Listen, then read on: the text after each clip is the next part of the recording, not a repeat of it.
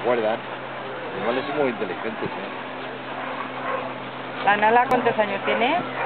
4, va a ser 4, aún no.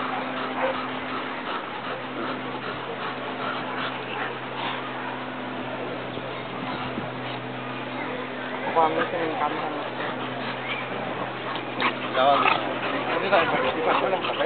Algunas, si meten algunas, no. Lo que pasa es que los otros, Respeta un poco. como están tan compenetrados, ¿sabes?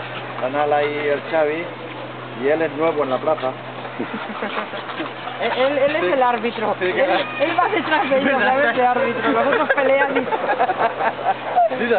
Él está observando. A ver cómo va la cosa. Cuando puede mete baja, pero poca. Él está observando, está de observador, ¿sabes? Cuando puede mete un poquito, pero no. Los otros es que no le dejan, tienen la boca ocupada. Uno con la otra y la otra con el uno. Oye, es el Xavi.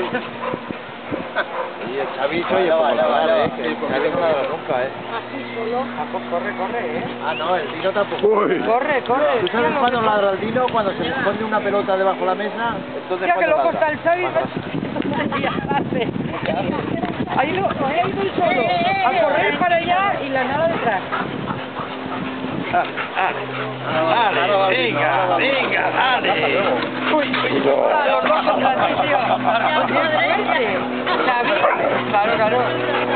Ya la Nala con el Xavi. Venga. ¡Ay, carizones!